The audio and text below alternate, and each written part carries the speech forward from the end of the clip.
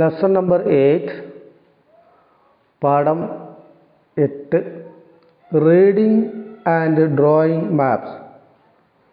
വായിക്കാം വരയ്ക്കാം. Which map is the tourist examining? ഏത് ഭൂപടമാണ് സഞ്ചാരി പരിശോധിക്കുന്നത്? Why is he doing so? എന്തിനാണ് അദ്ദേഹം അങ്ങനെ ചെയ്യുന്നത്? Let us read a map. നമുക്ക് ഭൂപടം വായിക്കാം. You learned about the different districts and important places in Kerala in class 3rd. കേരളത്തിലെ ജില്ലകളും പ്രധാന സ്ഥലങ്ങളും നിങ്ങൾ 3-ാം ക്ലാസ്സിൽ പഠിച്ചിട്ടുണ്ടല്ലോ. Now examine the map shown below. താഴെ കൊടുത്ത ഭൂപടം പരിശോധിക്കാം.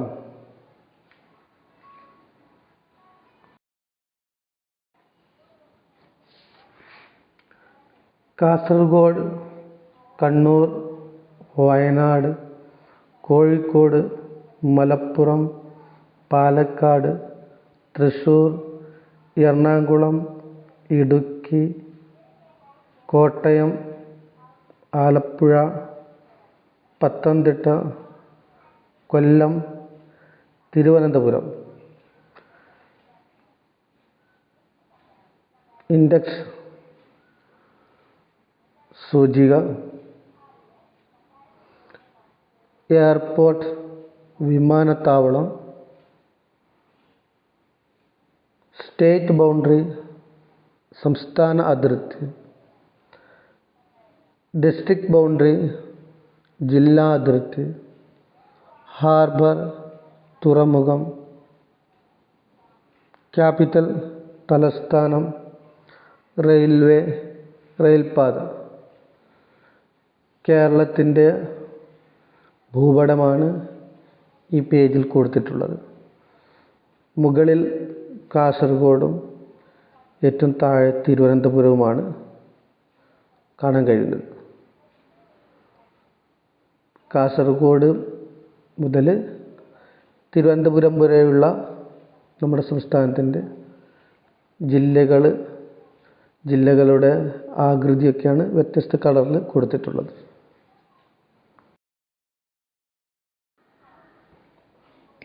What information did you find out? എന്തെല്ലാം വിവരങ്ങളാണ് നിങ്ങൾ കണ്ടെത്തിയത്? Now prepare a note on Kerala including the information you collected. നിങ്ങൾ കണ്ടെത്തിയ വിവരങ്ങൾ ഉൾപ്പെടുത്തി കേരളത്തെക്കുറിച്ച് ഒരു കുറിപ്പ് തയ്യാറാക്കുക. ഇൻഡെക്സ് ഇൻ മാപ്സ് ഭൂപടങ്ങളിലെ സൂചിക. Roads, railways, rivers, airports etcetera are represented in map using generally accepted symbols and colors. ഭൂപടത്തിൽ റോഡുകൾ, റെയിൽപാതകൾ, പുഴകൾ, വിമാനത്താവളങ്ങൾ തുടങ്ങിയവയെ ചിഹ്നങ്ങളും നിറങ്ങളും ഉപയോഗിച്ചാണ് അടയാളപ്പെടുത്തുന്നത്. The index tells us what each color and symbol in the map represent. സൂചിക എന്തൊക്കെ നിറങ്ങളും അടയാളങ്ങളുമാണ് ഭൂപടത്തിൽ കൊടുത്തിട്ടുള്ളത് എന്ന് നമുക്ക് പറഞ്ഞു തരുന്നു. Some of the symbols used in the map are shown below. ഭൂപടങ്ങളിൽ ഉപയോഗിക്കുന്ന ചില ചിഹ്നങ്ങളാണ് ചുവടെ കൊടുത്തിരിക്കുന്നത്.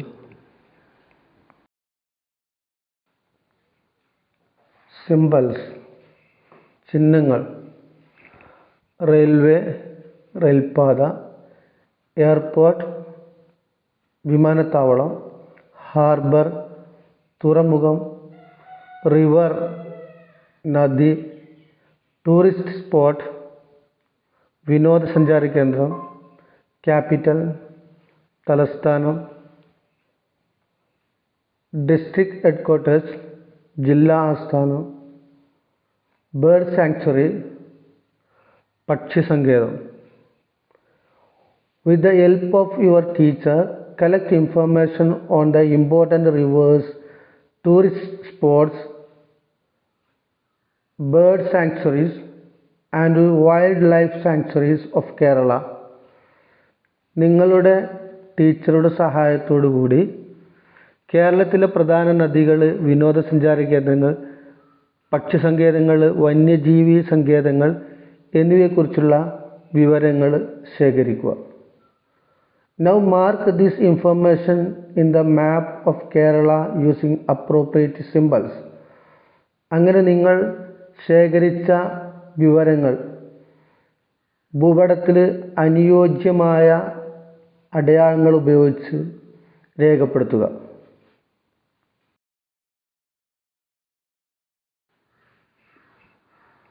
Sketch in the classroom. Class മുറി വരയ്ക്കാം. Children decided to draw the sketch of their classroom. കുട്ടികൾ അവരുടെ ക്ലാസ് മുറി വരയ്ക്കാൻ തീരുമാനിച്ചു. 4 of them stood at the 4 sides of table. 4 വശത്തുമായി 4 പേർ നിന്നു. Placing a paper on the table, they started sketching. മേശപ്പുറത്ത് പേപ്പർ വച്ച് വരയ്ക്കാൻ തുടങ്ങി. Write your names at the top of that paper. നിങ്ങളുടെ പേര് പേപ്പറിൻ്റെ മുകൾ വശത്ത് എഴുതുക. Also mark the right side, left side, top and bottom, reminded Abhi. അതുപോലെ തന്നെ വലതുവശം, ഇടതുവശം, മുകൾ ഭാഗം, താഴ്ഭാഗം എന്നിവയും രേഖപ്പെടുത്തണം. അഭി ഓർമ്മപ്പെടുത്തി. At that time, teacher came there and said, "Don't forget to draw the door, windows, benches, table and the blackboard of the class." ആ സമയത്ത് ടീച്ചർ അവിടെ വന്നു. എന്നിട്ട് പറഞ്ഞു, വാതിലും ജനലുകളും ബെഞ്ചും മേശയും ബ്ലാക്ക് ബോർഡും ഒന്നും എഴുതാൻ മറക്കരുത്. When they finished the sketch, they proudly showed it to the whole class. കുട്ടികൾ വരച്ച ക്ലാസിൻ്റെ രേഖാചിത്രങ്ങൾ അവർ അഭിമാനത്തോടു കൂടി എല്ലാവർക്കും കാണിച്ചു. The other children were surprised. മറ്റു കുട്ടികളെല്ലാവരും അത്ഭുതപ്പെട്ടു. 4 different sketches of the same class. ഒരേ ക്ലാസിൻ്റെ വ്യത്യസ്തമായ രേഖാചിത്രങ്ങൾ. Why were the sketches different? എന്തുകൊണ്ടായിരിക്കും 4 ചിത്രങ്ങളും വ്യത്യസ്തമായത്? Can't everyone draw the sketch of the classroom in the same way? Class മുറിയുടെ രേഖാചിത്രം എല്ലാവർക്കും ഒരുപോലെ വരയ്ക്കാൻ കഴിയില്ലേ? What are the things to be considered for this? അതിനായി എന്തെല്ലാം കാര്യങ്ങൾ പരിഗണിക്കണം?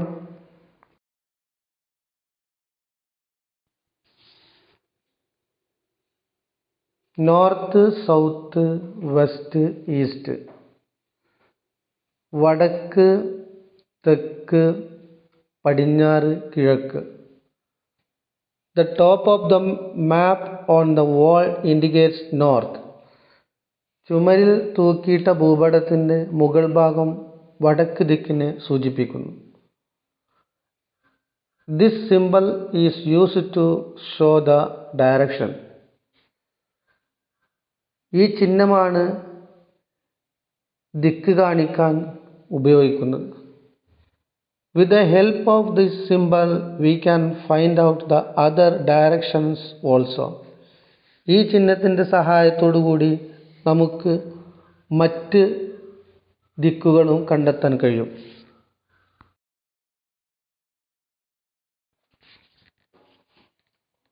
Which is the northern part of your classroom? നിങ്ങളുടെ ക്ലാസ് മുറിയുടെ വടക്ക് ഭാഗം എവിടെയാണ്?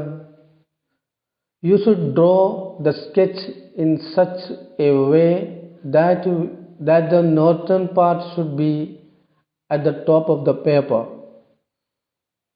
Now mark the south, east, west correctly. പേപ്പറിന് മുകളിൽ ഭാഗത്ത് വടക്ക് ഭാഗം വരുന്ന രീതിയിലാണ് രേഖാചിത്രം വരയ്ക്കേണ്ടത്. തെക്ക്, കിഴക്ക്, പടിഞ്ഞാറ് എന്നീ ദിക്കുകൾ കൂടി ശരിയായി രേഖപ്പെടുത്തുക. Draw the sketches using the following symbols. താഴെ കൊടുത്തിരിക്കുന്ന ചിഹ്നങ്ങൾ ചേർത്ത് ചിത്രങ്ങൾ വരയ്ക്കുക.